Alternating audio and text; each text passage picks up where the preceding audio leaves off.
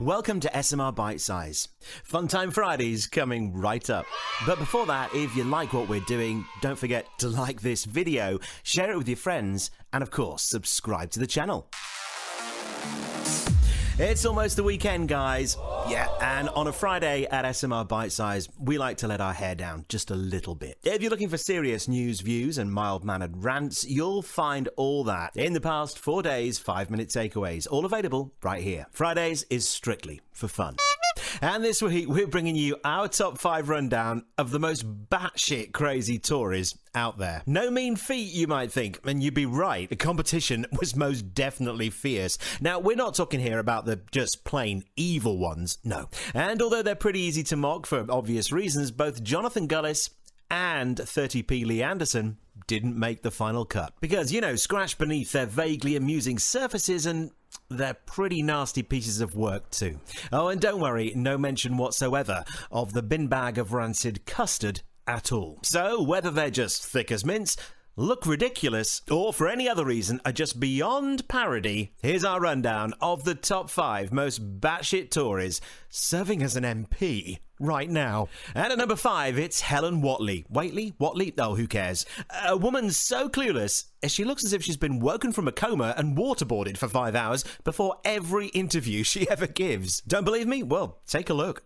I'm not going to give you a different answer from what I just said, because what I've explained is what the Prime Minister knew. And as I said, it was set out in the report yesterday.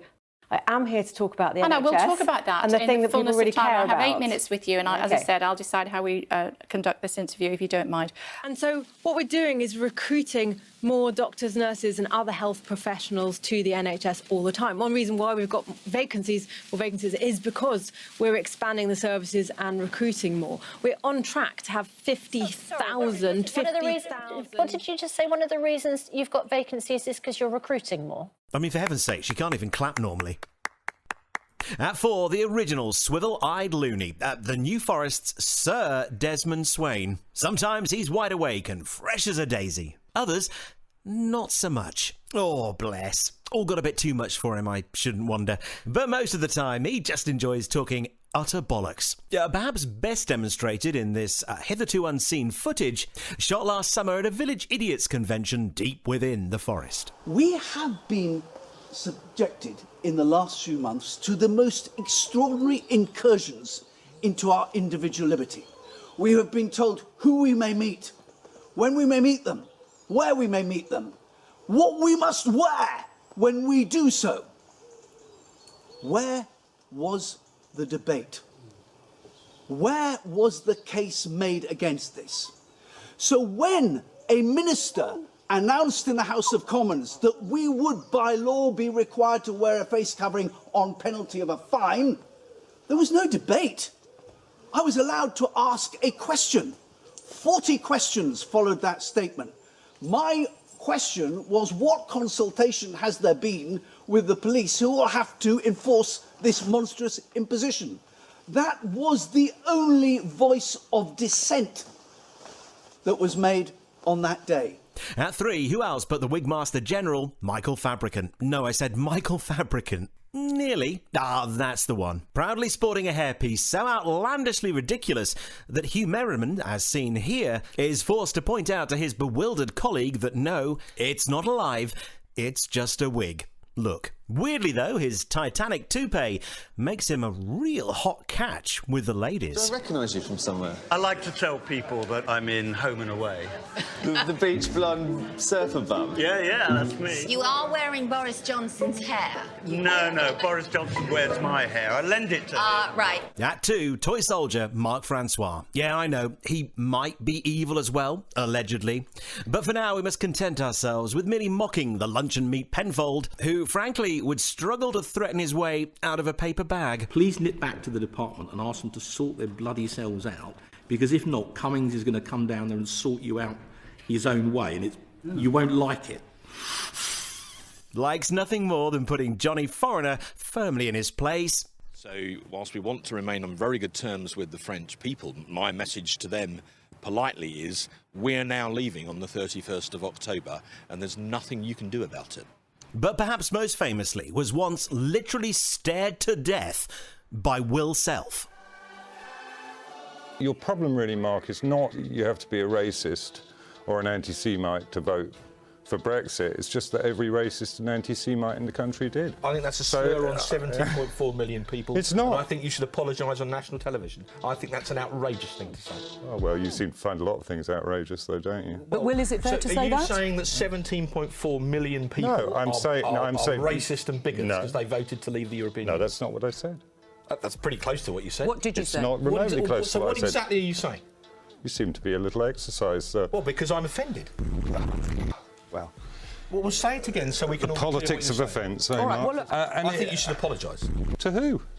To 17.4 To racists and anti-Semites. Because you've basically tried to slur anybody who voted Leave as a bigot. And I think you should apologise. No, I haven't. I said that's the problem. Listen, Mark, what he said is everyone who is a racist voted Leave. How could he know that? Well, that of course, is up for discussion. It's a secret ballot. No, how can he know? You know, for all the reasons I've adduced already, which is that the problem for nationalists generally is that they fall into the hands of what we call ethnic nationalists. All right, you mentioned Dominic Raab earlier, and on that we haven't got time to actually play the clip. Hang on. Let me bring in the two ladies. Hang on, Grace. There is a point that Dominic Raab said that there will be a day of reckoning if Brexit doesn't happen, and there would be a day of reckoning. The implication is if it went to a second referendum. Do you accept that there is a danger of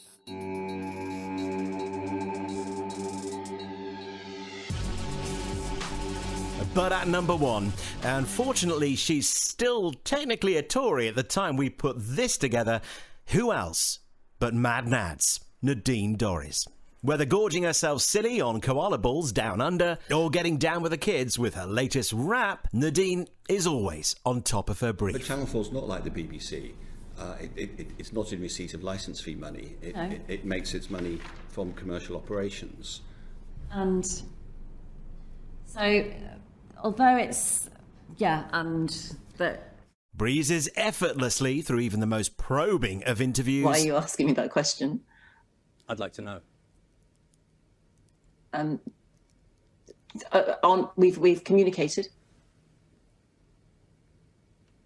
I'm really confused. Is that a difficult question? I'm just asking if you've spoken to the Prime Minister in the last 24 hours.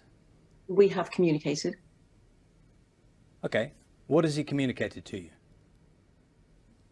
Well, I'm not going to tell you the extent of my communications with the Prime Minister. I mean, I've answered your question. We have communicated. What is your next question? And can read an autocue as well as Ant and Dec. As you were, Sunak's stability extends to the cabinet with the big beefsteak and all her cages, but Bradman back at home in the Home Office. Sorry, I've just completely messed up.